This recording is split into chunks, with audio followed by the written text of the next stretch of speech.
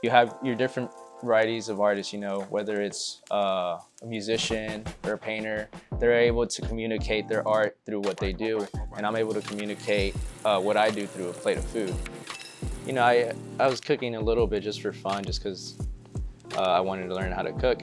And I remember I was just like sitting down watching Food Network when I was 13, and something clicked in my head where I was like, I'm gonna be a chef. I guess I had another level of passion for that. Not only passion, but a huge desire to want to pursue this and stay consistent with it. My name is Michael Garcia. I am the executive head chef at Ficini in Dallas. Ravioli, calamari, mussels. I helped open Ficini as the sous chef, and then about a year later, I got promoted to head chef when I was 22. We got Nonna, Sprezza, Carbones, and Ficini. Nonna is more authentic Italian. I've made almost any Italian dish you can think of there, and that's how I didn't have to go to culinary school and was able to learn everything there. The menu changes every single day. You got Sprezza that kind of focuses more on Roman style cuisine.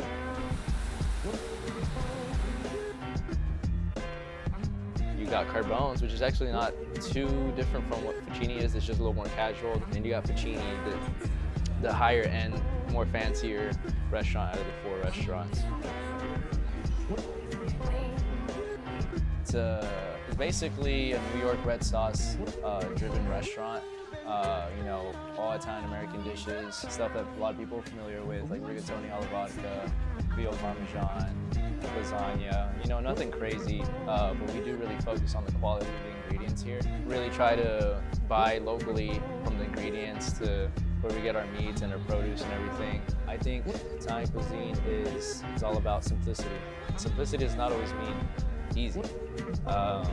There's a lot of techniques that go behind a lot of this stuff, and knowledge on how to use certain ingredients or how to not use certain ingredients. Or a lot of the dishes we do, you only have a few ingredients in there. It's focusing on the quality of the ingredients you're using, and wanting to use things that are in season at their peak, and understanding where the food comes from and the traditions, and understanding the culture more of Italian cuisine.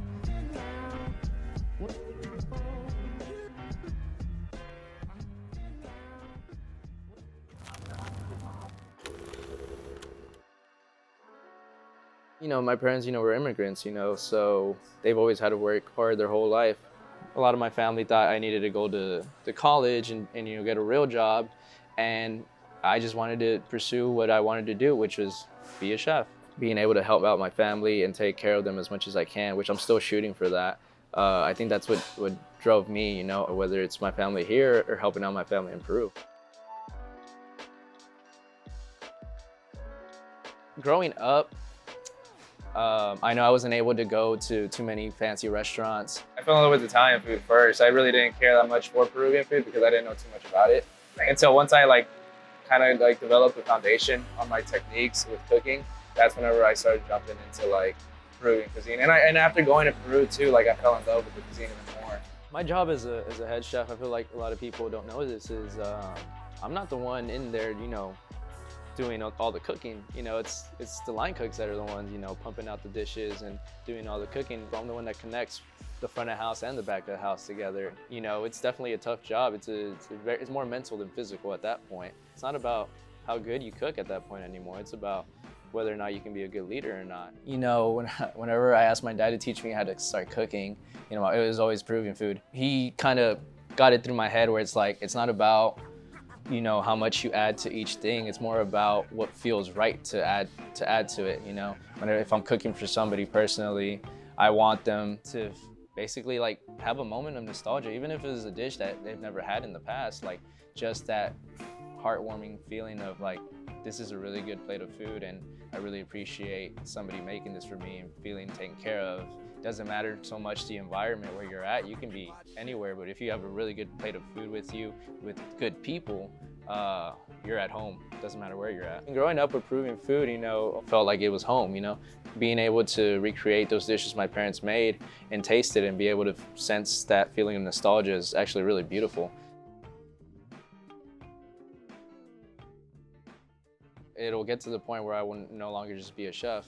And yeah, you know, Peruvian food is my top goal, to help introduce it to Dallas. I feel like the people of Dallas don't know Peruvian food, and I would love to absolutely be able to share what I've, you know, experienced going to Peru and eating the food there with, you know, everybody else in Dallas. Cooking Peruvian food for other people, like friends that have never tried it, and then them tasting it and them like feeling something similar, is like, this is what I want everyone else to experience as well.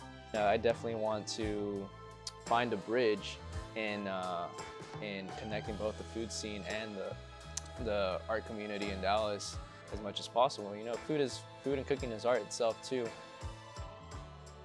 If there's something you want to do, forget what anyone else tells you, because you can always beat the odds. It's something I learned myself. That's why I know I'm gonna achieve every single goal I've ever set for myself, and that's why I've proven a lot of people wrong, and I'm still proving a lot of people wrong.